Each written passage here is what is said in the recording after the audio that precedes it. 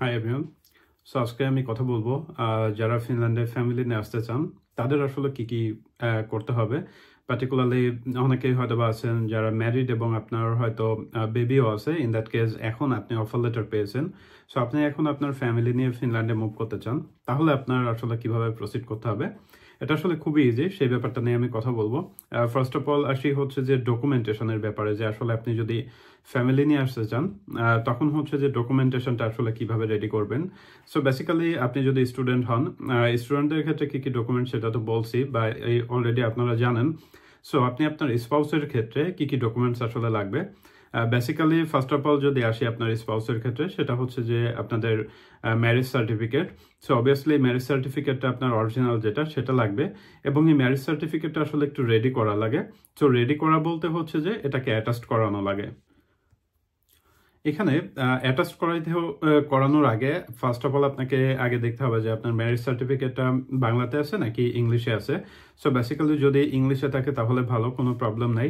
But যদি বাংলাতে থাকে তখন হচ্ছে যে আপনি দুইটা কাজ করতে পারেন। নাম্বার ওয়ান হচ্ছে আপনার ম্যারেজ সার্টিফিকেট ফার্স্টে ইংলিশ ভার্সনটা আপনি হচ্ছে যে বাংলাটাকে ইংলিশে ট্রান্সলেট করলেন, অথবা আপনি ইংলিশটা উঠাইলেন কাজী অফিস থেকে। যে কোনো either one is totally fine. So এটা করার পরে আপনার ম্যারেজ সার্টিফিকেটটা যখন ইংলিশে আছে, এরপরে ওটাকে হচ্ছে আপনাকে নোটারি করাইতে হবে। নোটারি করানোর পরে হচ্ছে যে law ministry and foreign affairs ministry, এই দুই জায়গা থেকে অ্যাটাস্ট করাইতে হবে। এটা হচ্ছে আপনাদের ম্যারেজ সার্টিফিকেট অ্যাটাস্টেশনের নিয়ম। এখন অনেকেই হয়তো বা চিন্তা করতেছেন যে ম্যারেজ সার্টিফিকেট তো বা লিগালাইজ করা লাগে। সো লিগালাইজেশনটা হচ্ছে যখন আপনি এম্বাসি ফেস করবেন, এম্বাসি ফেস করে এই যে অ্যাটাস্টেড ম্যারেজ সার্টিফিকেট আপনি জমা দেবেন, তখন হচ্ছে যে এম্বাসি থেকে এই আপনাদের ম্যারেজ সার্টিফিকেটটা ভেরিফাই করে তারা অ্যাটাস্ট করে হচ্ছে আপনার কাছে আবার পাঠিয়ে দিবে ওই ভিএফএস এর মাধ্যমে। এটাই হচ্ছে আসলে লিগালাইজেশন। যখন আপনি এটা হাতে পাবেন তখন আবার হচ্ছে আপনার এই ডকুমেন্টসটা এন্টার ফিনল্যান্ডে আপলোড করতে হবে। এইভাবে হচ্ছে যে আপনাদের ম্যারেজ সার্টিফিকেটটা রেডি করতে হবে যখন আপনি আপনার স্পাউস নিয়ে ফিনল্যান্ডে মুভ করতে চাচ্ছেন। সো বেসিক্যালি এরপরে হচ্ছে আপনার ম্যারেজ সার্টিফিকেটের পরে আরেকটা ফর্ম আপনাকে ফিল আপ করা লাগে, যেটাকে PK1+ ফর্ম বলে। ওইখানে হচ্ছে আপনার ইনফরমেশন, আপনার ওয়াইফের ইনফরমেশন, এগুলা হচ্ছে দিতে হবে। সো বেসিক্যালি এখানে PK1+ ফর্মটা হচ্ছে আপনাদের ম্যারেজ রিলেটেড ইনফরমেশনগুলা। সো এই PK1+ ফর্ম আপনি অনলাইনে লিখে সার্চ দিলে এটা পেয়ে যাবেন। এটা চলে যাচ্ছে হচ্ছে আপনার স্পাউসের ক্ষেত্রে ডকুমেন্টেশন। এর বাইরে হচ্ছে আপনার স্পাউসের পাসপোর্ট, এবং যদি তার এডুকেশনাল কোনো সার্টিফিকেট থেকে থাকে আপনি চাইলে সেটাও অ্যাড করতে পারেন, বাট এটা আসলে ম্যান্ডেটরি না। সো আপনি হচ্ছে যে এটা করলেন, করার পরে এরপর হচ্ছে আপনার বাচ্চা যদি থেকে থাকে, বেবি থেকে থাকে, ইন দ্যাট কাজে আপনার বেবির ডকুমেন্টসগুলো রেডি করতে হবে। সো বেবির ডকুমেন্টেশনটা আসলে অনেক স্ট্রেট ফরওয়ার্ড। বেবির যে বার্থ সার্টিফিকেট যেটা আছে ওটা হচ্ছে যদি বাংলায় থাকে তাহলে আপনাকে ইংলিশে ট্রান্সলেট করায় নোটারি করাইতে হবে, অথবা আপনাকে ইংলিশটা যদি থাকে তাহলে জাস্ট নোটারি করায় এটা education ministry and foreign affairs ministry, এই দুই জায়গা থেকে অ্যাটাস্ট করাইতে হবে। একইভাবে এটাও হচ্ছে আপনি যখন এম্বাসিতে সাবমিট করবেন তখন এটা লিগালাইজ হয়ে আসবে, এবং এটা আপনাকে এন্টার ফিনল্যান্ডে আপলোড করতে হবে। সো বেবির জন্য আসলে অ্যাডিশনাল কোনো ডকুমেন্টসের আর দরকার নাই উইদাউট পাসপোর্ট, পাসপোর্ট ছাড়া। যেরকম আপনার ওয়াইফের জন্য বা আপনার স্পাউসের জন্য যে PK1+ ফর্মটা সাবমিট করতে হয়েছিল বা হচ্ছে, বেবির জন্য আসলে এরকম অ্যাডিশনাল কোনো হচ্ছে যে আপনার ডকুমেন্টেশন লাগবে না, শুধুমাত্র তার বার্থ সার্টিফিকেট অ্যান্ড পাসপোর্ট, এই দুইটা ডকুমেন্ট ওকে। এখন আসি টাকা ট্রান্সফারের বিষয়টা।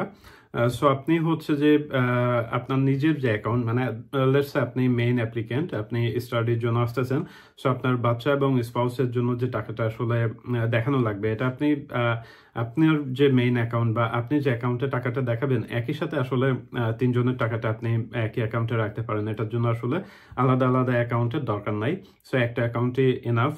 এরপরে যেটা আসে ইম্পর্টেন্ট, সেটা হচ্ছে ভিএফএস এর অ্যাপয়েন্টমেন্ট নেওয়া।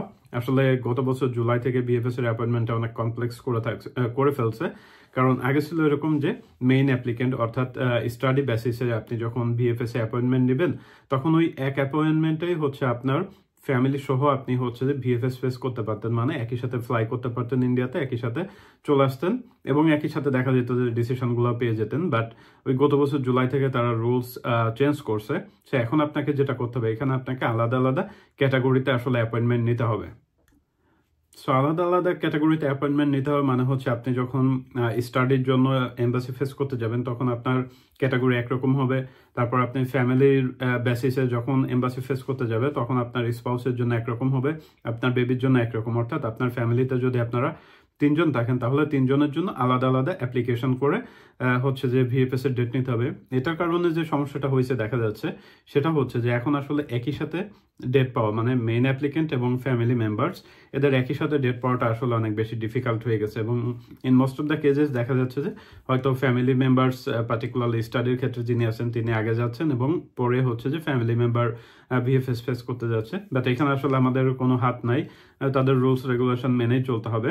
এরপরে আসি এন্টার ফিনল্যান্ডে অ্যাপ্লিকেশন সাবমিট করা নিয়ে।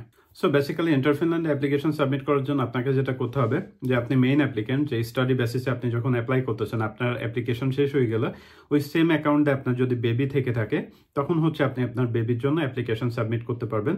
বাট আপনার স্পাউসের জন্য ইন জেনারেল যেটা করা হয়, স্পাউসের জন্য আসলে আলাদা এন্টার ফিনল্যান্ডে অ্যাপ্লিকেশন, ইভেন এন্টার ফিনল্যান্ডে স্পাউসের জন্য আলাদা একটা অ্যাকাউন্ট ওপেন করে সেখানে হচ্ছে যে আপনার স্পাউসের জন্য অ্যাপ্লিকেশনটা ড্রপ করতে হয়। সো আপনি যখন নিজের জন্য অ্যাপ্লাই করবেন তখন আপনার স্পাউসের মেইল আইডিটা দিলে ওনার মেইল আইডিতে একটা হচ্ছে যে কোড নাম্বার যাবে। ওই কোড নাম্বারটা আপনি যখন আপনার স্পাউসের অ্যাপ্লিকেশন ফিল আপ করবেন ওইখানে ইনপুট দিতে হবে। এটা দেওয়ার একটাই কারণ, সেটা হচ্ছে যে একই সাথে যেন আপনাদের অ্যাপ্লিকেশনটা প্রসেসিং হয়। বাট এটা আসলে এই নতুন রুলস করার পর থেকে খুব বেশি কাজে দেয় না, কারণ দেখা যায় যে মেইন অ্যাপ্লিকেন্ট এবং স্পাউস এদের এম্বাসি ফেস করার সময়টা অনেক বেশি ভেতরে একটা গ্যাপ থাকে। সো এখানে বিষয়টা এরকম যে আপনার স্পাউসের জন্য আপনি এন্টার ফিনল্যান্ডে আলাদা ইমেইল অ্যাড্রেস দিয়ে আলাদা অ্যাপ্লিকেশন সাবমিট করতে হবে। বাট মেইন অ্যাপ্লিকেন্ট যে ইমেইল অ্যাড্রেস ইউজ করে এন্টার ফিনল্যান্ডে অ্যাপ্লিকেশন সাবমিট করবেন ওই সেম অ্যাকাউন্ট থেকেই হচ্ছে আপনি আপনার বেবির জন্য অ্যাপ্লিকেশন সাবমিট করতে পারবেন। সো বেসিক্যালি এই হচ্ছে যে আপনার ফ্যামিলি সহ ফিনল্যান্ডে আসার প্রসিজার। এটা আসলে খুবই স্ট্রেট ফরওয়ার্ড এবং ইজি, কারণ আপনার ডকুমেন্টসগুলো আপনি যেভাবে রেডি করতেছেন আপনার স্পাউস এবং বেবিদের জন্য আসলে সিমিলার ভাবে রেডি করা লাগতেছে, এবং আপনার স্পাউস এবং বেবির জন্য আসলে ডকুমেন্টস তেমন বেশি কিছু লাগতেছে না। স্পাউসের জন্য অ্যাডিশনাল ডকুমেন্টস হচ্ছে আপনাদের ম্যারেজ সার্টিফিকেট আর হচ্ছে PK1+ ফর্ম, আর বেবির জন্য শুধুমাত্র বার্থ সার্টিফিকেট। এগুলো হচ্ছে অ্যাডিশনাল ডকুমেন্টস।